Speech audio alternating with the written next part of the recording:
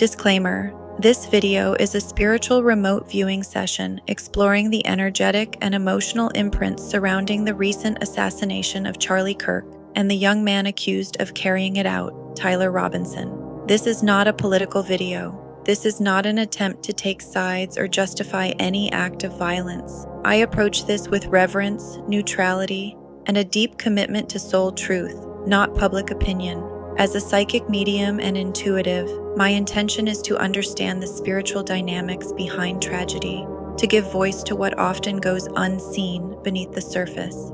This includes the emotions, thoughts, and higher soul agreements that may be playing out beyond our conscious awareness. I wish to be clear, I do not condone harm of any kind. My heart holds compassion for all lives touched by this event, for Charlie Kirk, for Tyler Robinson, for their families, for the witnesses, and for a nation still aching for understanding.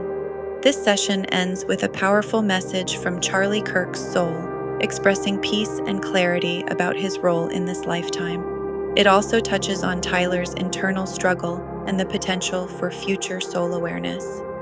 My hope is that by holding space for these deeper truths, we can expand our perception of tragedy, not to erase the pain, but to make room for healing through love, understanding, and spiritual accountability.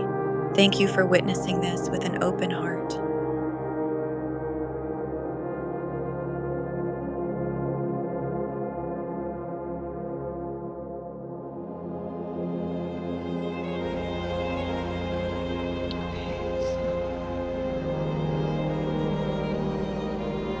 The first place I'm brought back to is a dinner table. I can hear plates and forks clinking. I hear chatter. There's about 6 people.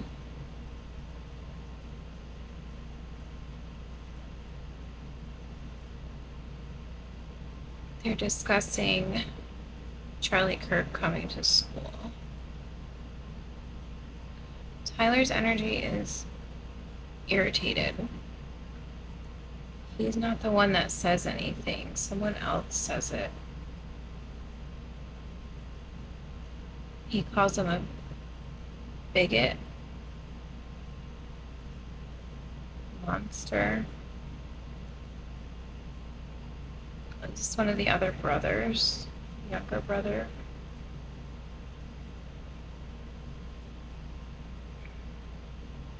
He says he's full of hate. All he spews is hate or something like that. And the father kind of just stays quiet and shakes his head, and I kind of feel like Tyler is fuming on the inside, but he's more like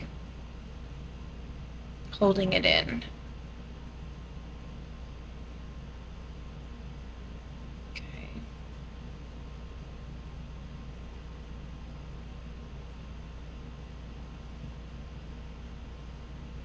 Spirit, bring me a chillax, please.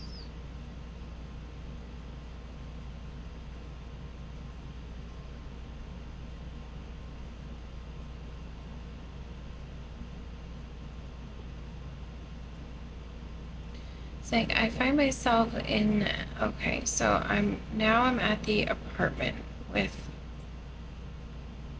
Tyler and his roommate. And they're laying in bed and they're talking.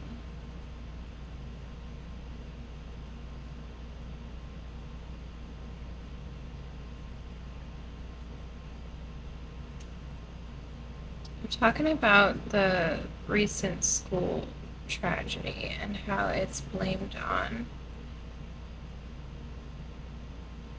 trans kids or trans people. There's stuff going around in the news or the media about trans people being mentally ill and the violence.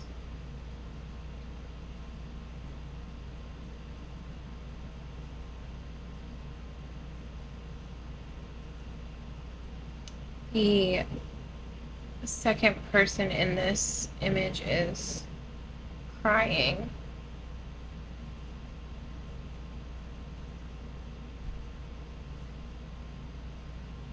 Which is the partner, another younger boy, brown hair, and he's dressed in I'm seeing him in that costume, that like furry suit thing, and they're just laying and holding each other and talking. And it's nighttime.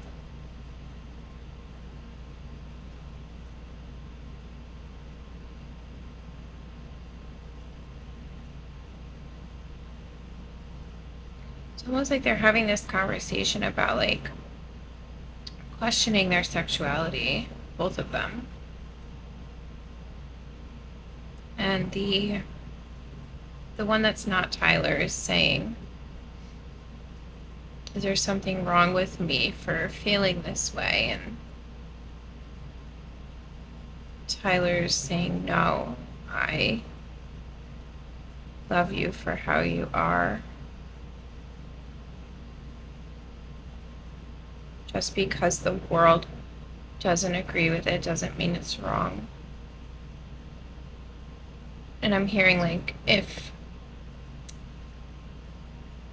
we love each other and it's real love, what does it matter what our body parts are? And then they start getting, yuck, okay, sorry, they start getting sexual. They make love. But I'm feeling this very emotional energy, like there's a lot of pain around this because there's so much confusion. There is a lot of love between them. This is what set Tyler off this night, whatever this night was, which was, it took place after the dinner, but before this shooting.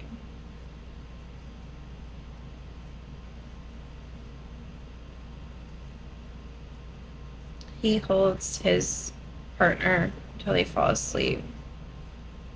Next morning, when he wakes up, he starts planning. This is when the plan starts taking shape. He wants to get rid of him. He doesn't want him coming there. He doesn't want his partner in any more pain. And he's taking all of that hatred and energy and placing it on Kirk himself, Charlie himself. He's not thinking clearly. He's just, I'm feeling like this. He loves Lance. I'm going to refer to them by their names so it's easier to identify them, but Lance is the lover. And I'm feeling like, did Lance go to UVU? Hearing, yeah. That was his school. There was a connection there. Because he doesn't want Lance exposed to the rhetoric. That's what I'm hearing.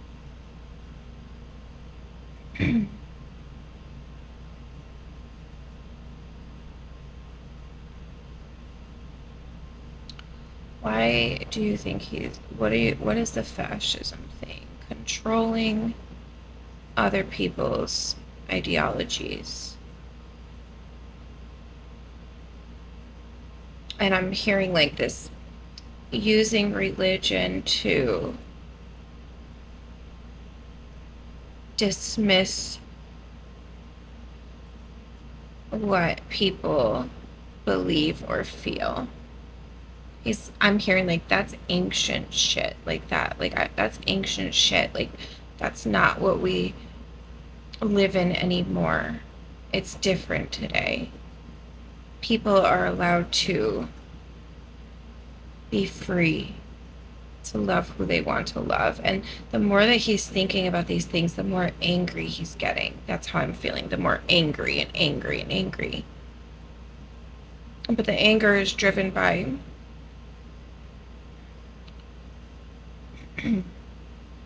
heartache for,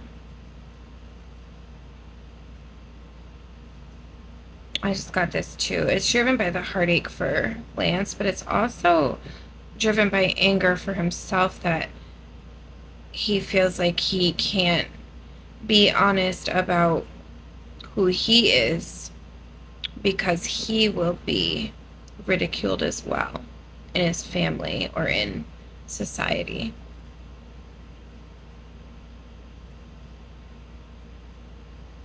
So show me the Discord stuff. Okay, so I feel like he's going on Discord to kind of see if anybody... It's almost like he wants to see if people align with his views, or if they want to, like, I'm almost getting this energy like he wants to see if people will talk him out of how he feels, or if they will align with what he's feeling. So he's kind of almost like taking the temperature of his friend group or community. And he goes in there, and then, yeah, people are just feel the same way. So he's in an echo chamber of similar feelings and ideologies, and there's this hatred towards conservative and Republican beliefs and religious. This plan wasn't, there was more people involved for sure, because he starts talking about taking them out. And then I feel like it started as kind of like a joke. Like they were discussing it, but other people didn't take it seriously. But they fed it, if that makes sense. Like they're talking about it. Yeah, that would be great. Yeah, get rid of them. But they didn't actually, it was like fantasy. Like he kind of talked about how his doppelganger, it's almost like creating a fantasy reality where their desired reality becomes real, but then they separate themselves from that desired reality.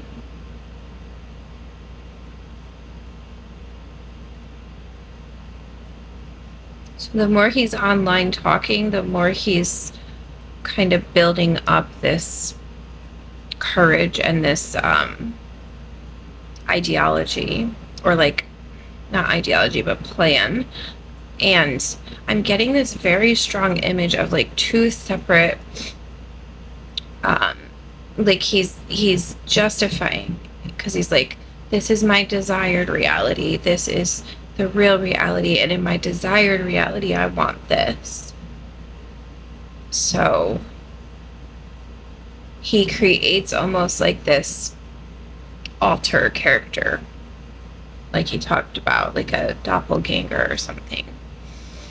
And then he almost, this is kind of sound crazy, but it's almost like he creates this video game world. That's why the bullets had carvings on them.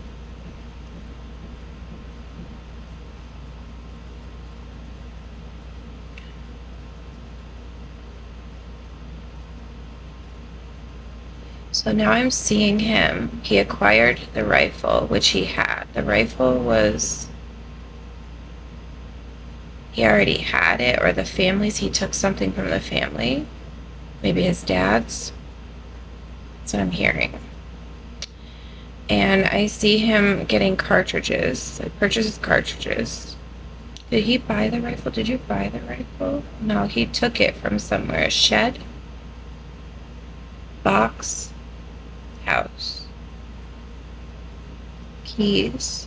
Yeah, I see him grabbing keys. Goes into a shed. Dad doesn't even know that it's missing at that point. Okay. Ooh, this is part of what led to the capturing, because when his father saw him on the news, he went and checked the case, and that was part of what confirmed to him that it was his son. Obviously, he saw the pictures on the news, but he was still second guessing it.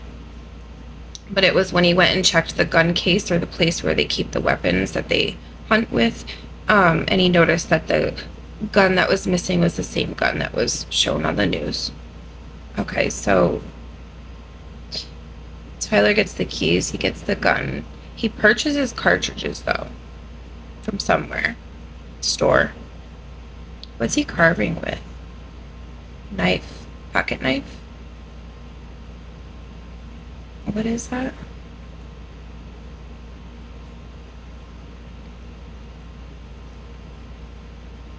Yeah, it's like a small pocket knife or a small carving.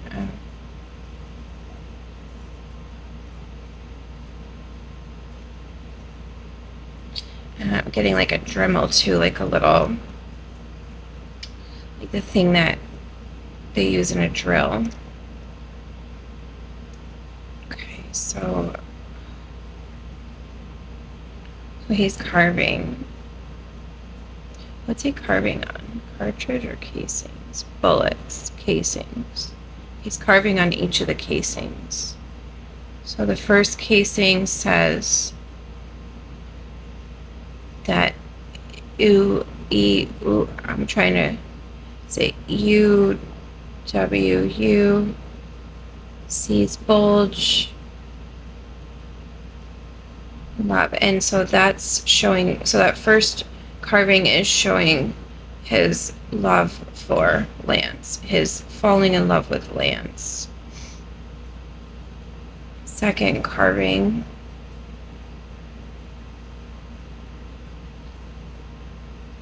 hey fascist, catch. And this is like an ode to like catch this, like, and like catch these hands, but catch this instead.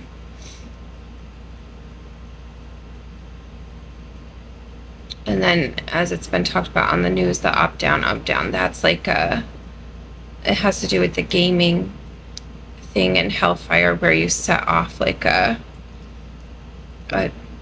detonation or explosion or something. I don't know about the game, so I can't really speak to that, but it has to do with the game. 3, if you're reading this, you're gay. That is for either Kirk to read or the officer. So basically he knows that the people that are going to be retrieving these is going to be cops or FBI or Charlie's care team. And so the gay joke is like a fuck you. It's like a, if you're reading this, you're gay, fuck you.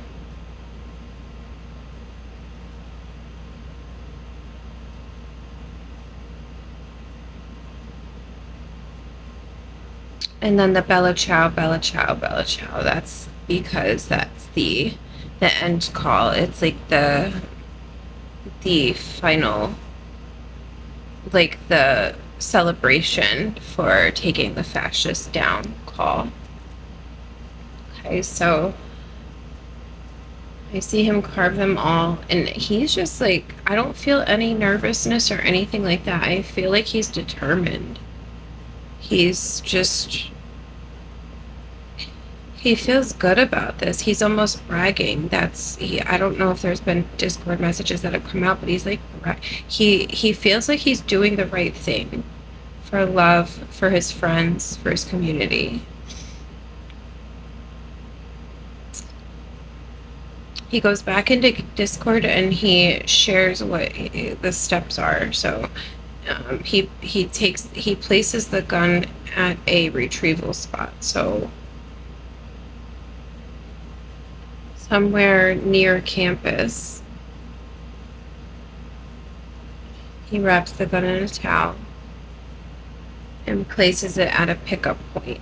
I'm literally feeling like he's like playing a video game. His mentality is like he's in a video game. And he's not even identifying as himself. He's seeing himself as this person in this game, in this desired reality.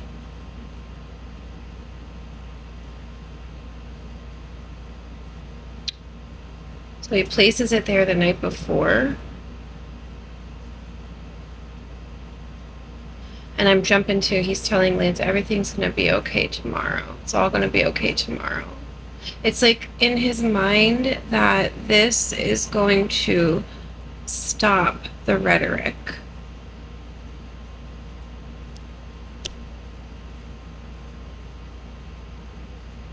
And I don't know why he really believes that. Okay, because Charlie went around to college campuses specifically. And these are the people that these guys are around mostly. So he feels like if he can stop Charlie from going to campuses, he can stop the hate speech and the hate that he feels is directed at the people like Lance and like him.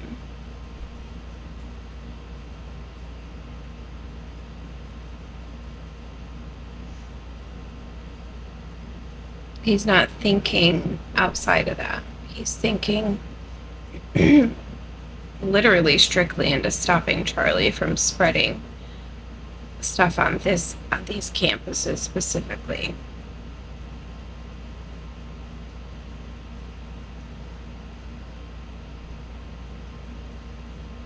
Okay, so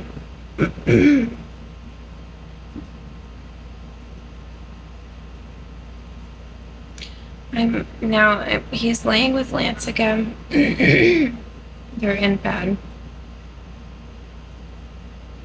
And Tyler just keeps saying, it's all going to be okay tomorrow. Everything's going to be okay tomorrow. And Lance is like, what do you mean? And he's like, don't worry about it. Just, you'll see.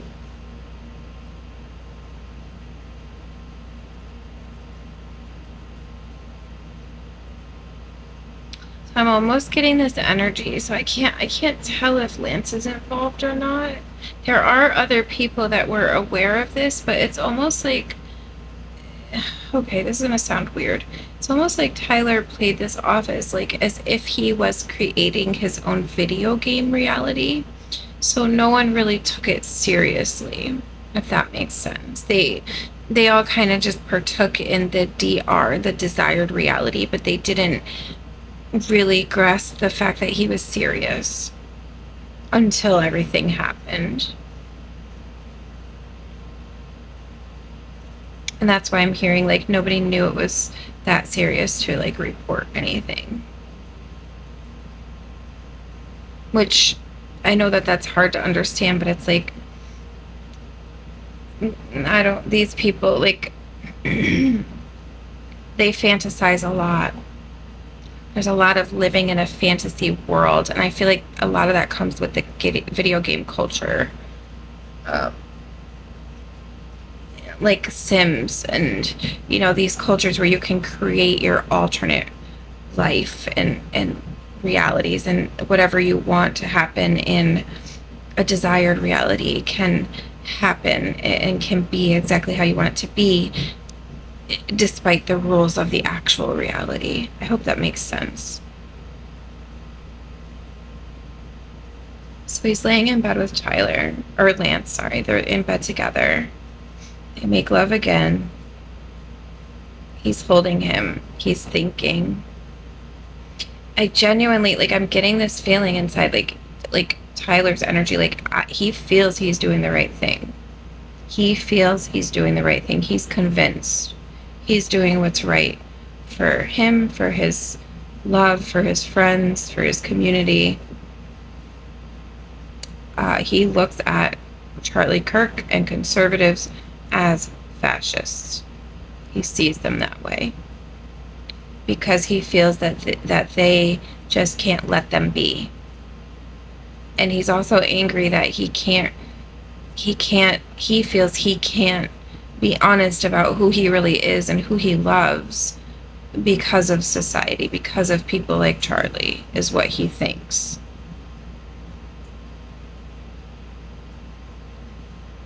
So he doesn't sleep much that night. This is the night before. He's kind of, Lance dozes off. He's kind of tossing and turning. It's almost like he's having this, because he's the only one that knows that he's really going to do this. But I also am getting this feeling like it's almost as if he's like in this like dream state. Like he's disassociated from his real self and he's in his alternate self. And that's how he's able to like not engage with the reality of what he's about to do.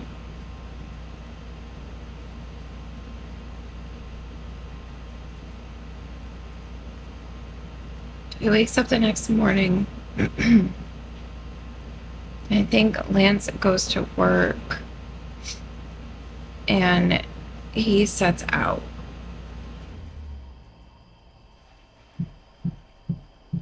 He's going out early to case the area first. So he's going to,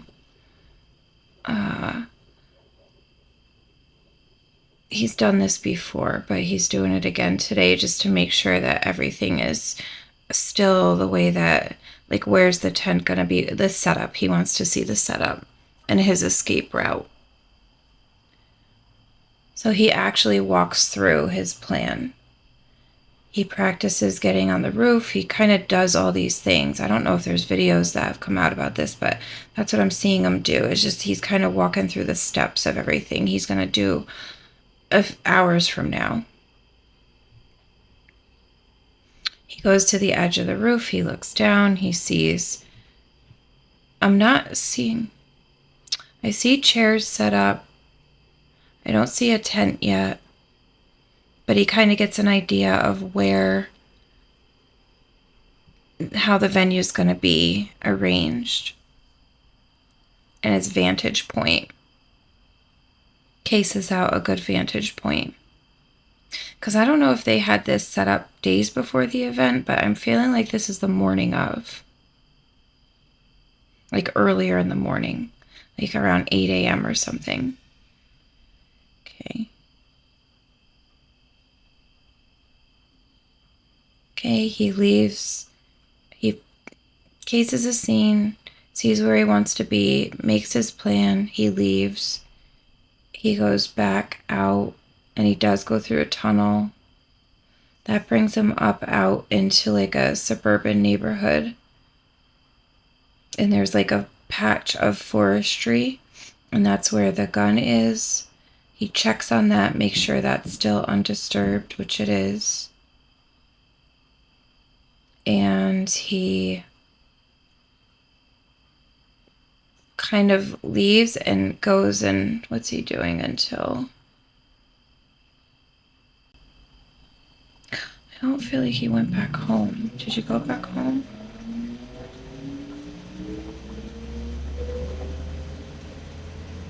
No, I'm almost getting this energy like he got in his car and he kind of just went into town somewhere and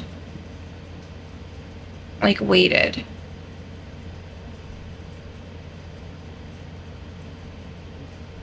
He gets on Discord to see if anybody like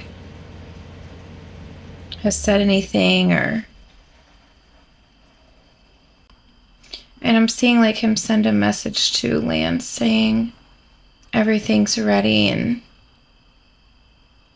together. And I feel like Lance is just like not sure what to say to him, like because he thinks this is all just a fantasy like role play thing.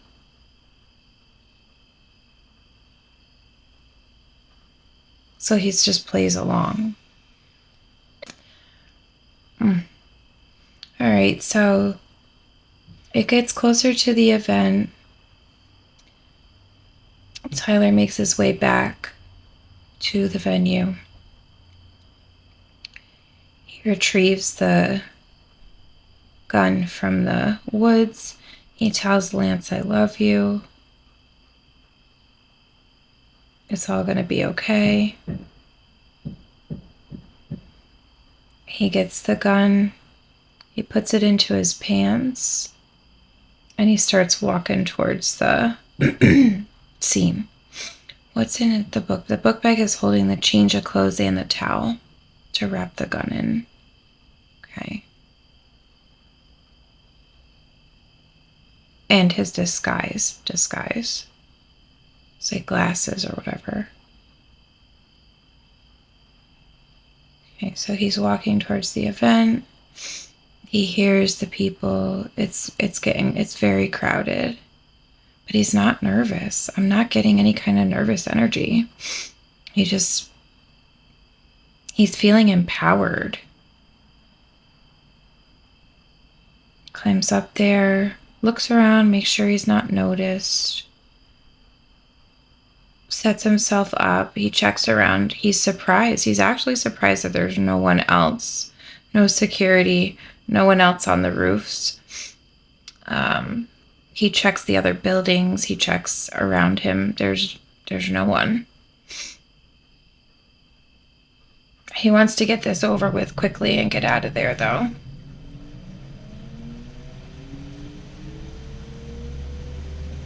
And he does think he's going to get away with this. He believes he's going to get away with this because he's not in his right frame of mind. So the crowds start piling in. He's just kind of sitting up there watching everything.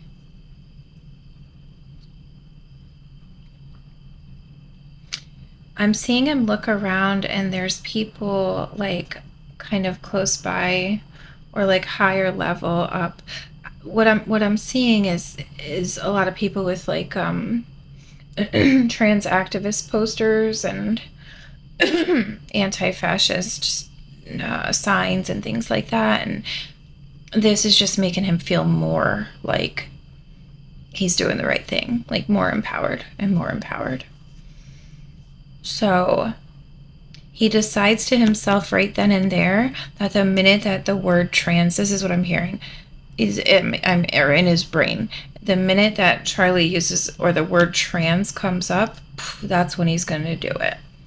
Because that's the trigger for all of this, is the blaming the trans for violence, and which makes no sense. It's kind of ironic, but that's what I'm hearing, is like he's tired of everything that's wrong in this country. In his mind, everything that's wrong in this country is being blamed on trans people, when he just believes just let them be. That's all I keep hearing. Why can't you just fucking let people be people?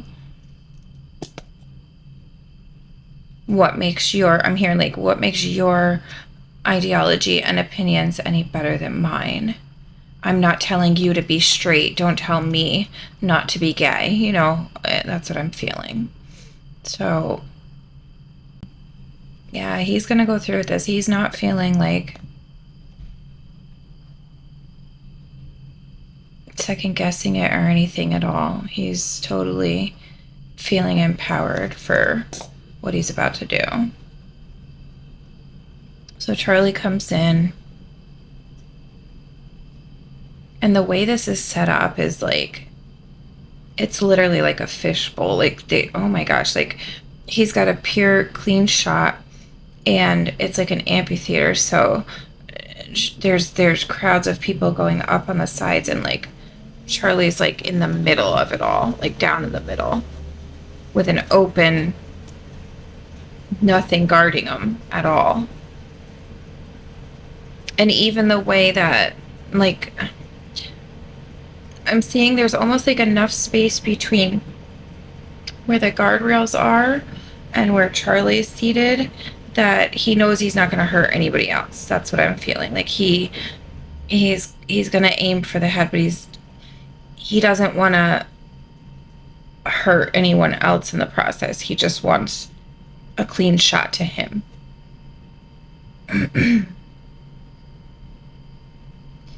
And that is why the shooting happened as soon as the word trans came out, or the topic turned to trans deaths or trans shootings or something. I forgot exactly what the question was, but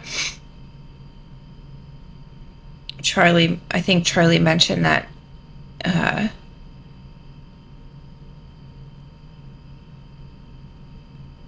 trans shootings accounted for, trans people accounted for whatever percentage of school shootings that have happened in recent years. And then the person that was asking him was asking or talking about statistics, and then like with Tyler, I'm just feeling like as soon as he heard trans, it wouldn't have mattered what it was. As soon as he heard that in that word, that was his trigger word. As soon as he heard it, boom, gone. He gets up, he runs, he wraps the rifle as he's running.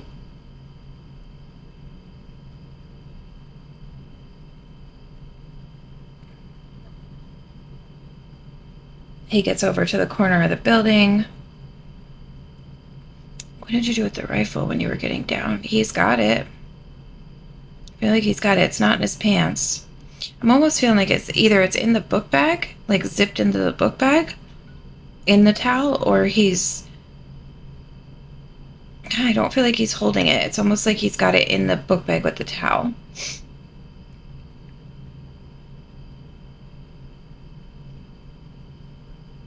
But it's pretty long, right? Yeah, he's just concealing it for now. So he's got it like tucked. He's got the book bag, but it's like tucked on, like he hides it. So he's running. He's just running out. He gets into the woods. This is where he changes his clothes just in case he was seen, which he was all over every camera. And then he takes the gun in the towel and drops it. Did you take apart the gun? No, he didn't take apart the gun. There was no time for that. Once he shot him and he saw the crowd go, he just booked out of there. Like what we've seen on the video where he gets to the corner and he just jumps away. So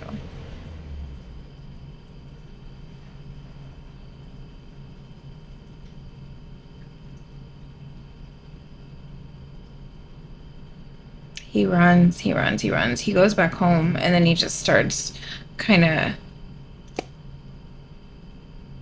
he just gets out of there until he gets home. Now he's at home at the apartment with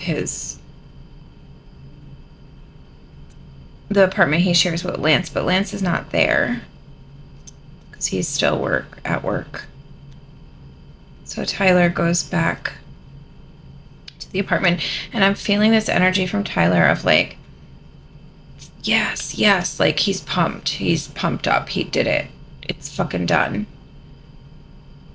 It's like I'm hearing like ding dong, the bitch is dead or something like that.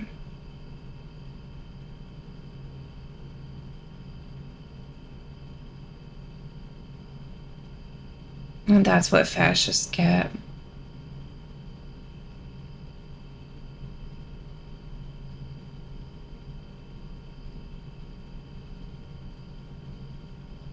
So he turns on the news to see if anybody is like speculating him yet. And if you remember in the very beginning, no, they were pulling out an old man and people were saying that was the shooter. So he's like laughing. He thinks this is funny.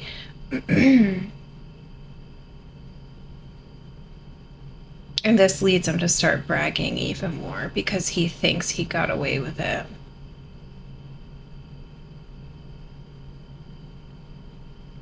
Okay, I'm going to fast forward to where he's at now, what he's feeling now. So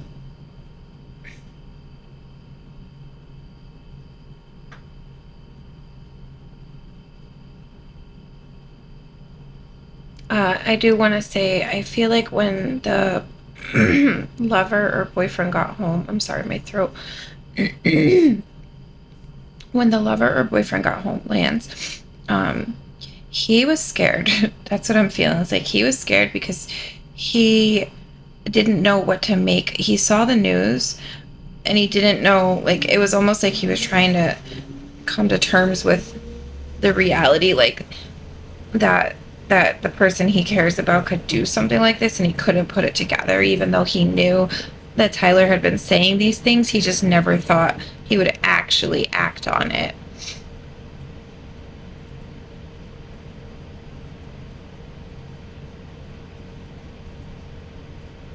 So there's genuine shock there. And fear. So when it comes time to turning himself in, once the FBI did the press conference where they released more of the updated or AI enhanced footage, that's when everybody kind of started putting two and two together. It's when Lance knew for sure it was Tyler. But I feel like Lance was still somewhat in denial. The father, same thing. He saw him on the news and he's like, holy shit, is that my son? And then he still questioned it until he went and checked the guns, and the gun is missing. And then he calls the pastor and says, his family pastor, I don't know what to do, and the pastor gives them guidance. And that is when they call Tyler over there that night. The night that he turned himself in. It was that afternoon. And it was after the FBI had released the detailed footage and video. And this is when Tyler started realizing that he wasn't going to get away with this. And at first he says, I'd rather die than go down. I'd rather the police shoot me than to turn myself in. And he kind of like reacts like that at first. And then the minister has a big role to play in this. And says, I'm hearing like God will forgive you if you just turn yourself in. You will be forgiven if you just, put the truth on the table. Everything can always be worked through, but you have to do the right thing now. And eventually he talks him into it. The father is beside himself. He's just like, what the... Nobody around him thought he was capable of doing this, even though he talked about it. They just thought he was like talking at his butt, or ass, I should say. They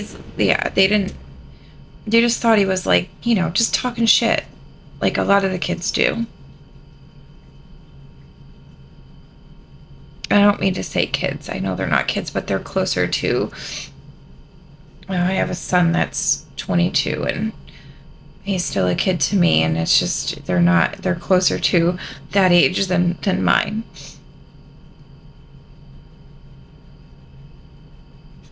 Young minds. And they live in an extremely different world than we grew up in.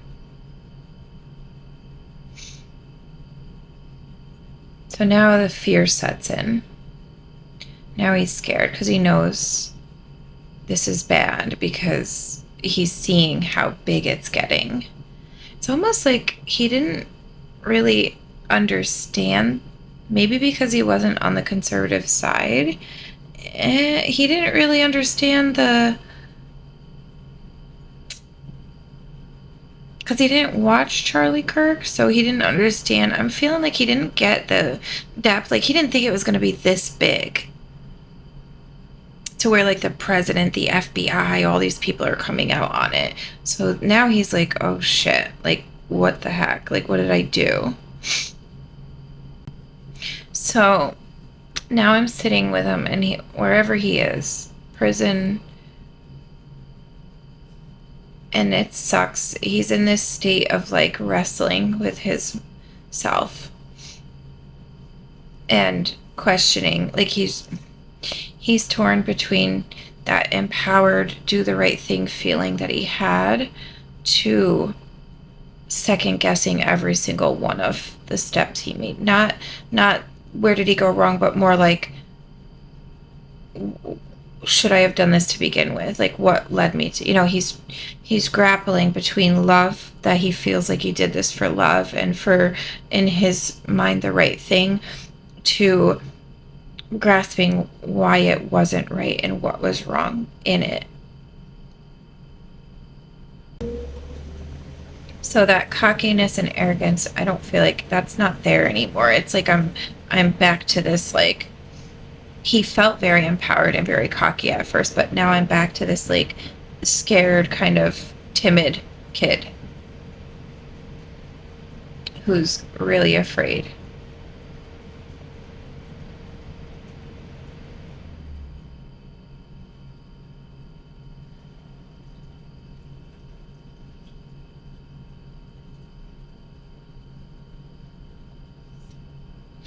He's never liked any of them, and he's trying to reconcile in his brain why this country could embrace haters and not do anything to them.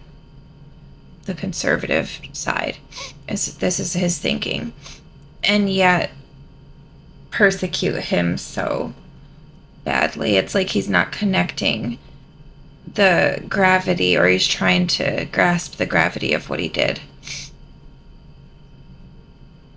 but he's struggling. He's focusing on, but I did mine out of love. I did it out of human decency, and this is what I'm hearing him tell himself. And then, they're so full of hate and vitriol. It's really radicalized thinking, really divisive. Okay.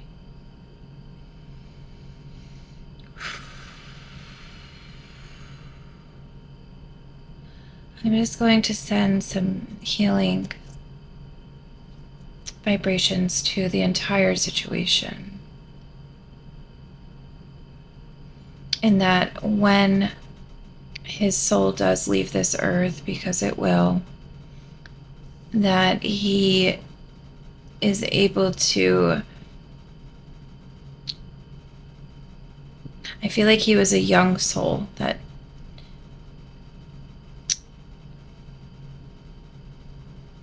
misdirected hurt and pain. And so he'll learn when he gets back to the other side why the decisions that he made weren't the right way. That even though his feelings may have been rooted in love and truth and a good place in his mind and in his community, it wasn't the right way to go about it. So to Charlie Kirk, to his wife, to his family, they rest in peace. I also am feeling this energy of, like, Charlie Kirk chose this timeline because only a voice like his could have brought, and this may be hard to hear, so I'm sorry if it is, but our souls choose our journey before we come here. And Charlie chose this timeline for himself to go out this way as a spiritual, or as in his soul body, because only a voice like his, and as big as his platform was, could bring attention in the scale that it did to a bigger problem that's been brewing underneath the surface.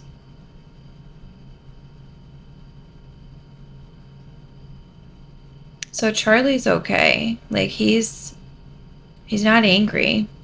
He's not sad. He's a little shocked, because it was shocking. But once he got back to the other side and knew that it was, knew it was part of his plan,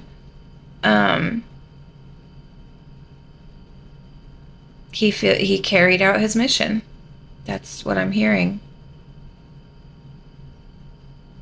And even the soul of Tyler, when they get back to the other side, they have a karmic connection. So they both played a role in a bigger spiritual plan.